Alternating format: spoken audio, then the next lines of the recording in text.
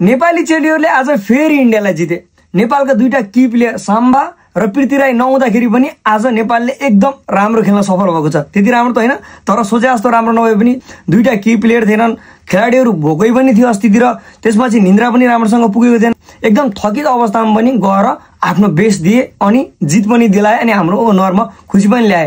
तर तपाईहरुले म्याच चाहिँ हेर्न पाउनुभयो कि नै? आउनुस् कुरा गरौँ आजको म्याच कस्तो गयो भनेर। मैले पनि म्याच पछि हेर्न पाएको थियो, धेरै लिङ्क माग्नु भएको थियो है, तर मैले लिङ्क दिन पाइनँ, त्यसको लागि चाहिँ सरी है। नेपालको म्याच आज एकदम नराम्रो भनौँ या राम्रो, तर म कुरा गर्छु तपाईले एनालाइसिस गर्नुहोस्। सुरुमा चाहिँ नेपाल र इन्डियाको राम्रो गइरहेको थियो, डिफेन्स लाइन दुईटैतिरको राम्रो थियो, तर पनि नेपालले अट्याक हानिरहेको थियो। तर काहीँ न काहीँ 29 मिनेटमा नेपालको डिफेन्स चुक्छ अनि इन्डियाले एउटा गोल हान्छ अनि लिड लिन सफल हुन्छ, जसको कारणले गर्दाखेरि इन्डियामा ऊर्जा आउँछ अनि नेपालतिर चाहिँ अलिकति कता न कता कमजोर फिल हुन्छ। त्यसपछि चाहिँ अति धेरै मिसपासहरू देख्न मिल्छ है, तर पनि डिफेन्स लाइन भने कन्ट्रोलमै हुन्छ। आउँदै पनि मिसपासलाई अलिअलि कन्ट्रोल गर्दै अगाडि फरवर्ड लाइन चाहिँ राम्रो राम्रो गर्दै गइरहेको हुन्छ, अलिकति कन्फिडेन्स बढाउँदै गइरहेको हुन्छ। त्यसपछि नेपालले 45 प्लस मिनट 3 मिनट प्लस हुन्छ, जसमा चाहिँ नेपालले एउटा कर्नर किक पाउँछ।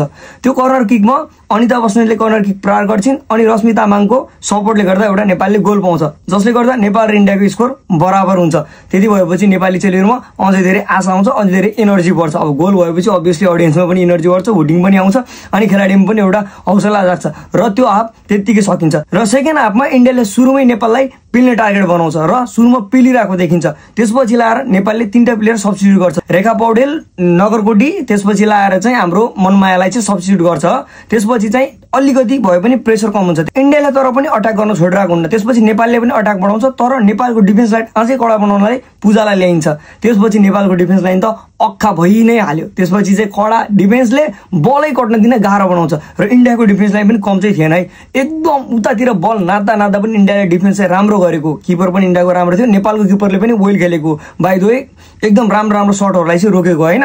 त्यसपछि नेपालले ट्राई गर्छ तर खेलमा चाहिँ सक्दैन। 90 प्लस मिनट हुन्छ, त्यसपछि पनि सक्दैन र गेम 90 प्लस 4 मिनट हुँदाखेरि अञ्जनालाई किपरमा ल्याइन्छ। त्यतिखेर बुझिहालिन्छ कि अब गेम पेनाल्टी सुटआउटमा जाँदैछ भनेर, अनि Anjana the queen of penalty बित्तिकै एक गोल हुनबाट चाहिँ बच्छ है। बाइ द वे राम्रो सेभ थियो होइन, एकदम हातबाट बिच्किन्छ बल, तर पनि नेपालले सेभ गर्छ। गेम जान्छ पेनाल्टी सुटआउटमा। पेनाल्टी सुटआउटमा कुरै नगरौँ, इन्डियाको प्लेयरले कसैले गोल हान्न सक्दैन, नेपाली प्लेयरले गोल हान्छन्, तर एक गोल चाहिँ नेपाली प्लेयरबाट चाहिँ मिस हुन्छ। तर अञ्जनाको 3टा सेभ जान्छ। अनि भन अञ्जना द बेस्ट प्लेयर भनेर नमान्ने हामीले हो होइन? यति राम्रो गेम खेल्यो, यति राम्रो पेनाल्टी सेभ गरिन अञ्जनाले है, एकदम खुसी बनायो। म्याच चाहिँ यतिकै सकिन्छ। अल ओभर हेर्ने हो भने नेपालबाट अति धेरै मिसपासहरू चाहिँ देखिएको थियो आज, तर पनि केही छैन। कारण के थियो? खेलाडीहरू राम्रोसँग सुत्न पनि पाएको थिएनन्, अस्तितिर भोकै पनि थिए, राम्रोसँग रेस्ट पनि पाएको थिएन, तर पनि थकित अवस्थामा गएर पनि यति राम्रो पर्फर्मेन्स दिनु भनेको that is too much great and too much great भन्ने कुरा चाहिँ बुझ्नु होला है। जे होस् जित्यो, खुसी लाग्यो। आजको म्याचको समरी। तपाईहरु पनि पेनाल्टी हाइलाइट हेर्न चाहनुहुन्छ भने अर्को भिडियोमा हालिदिन्छु, पेनाल्टी हाइलाइट चाहिँ त्यहाँबाट हेर्नु होला है त।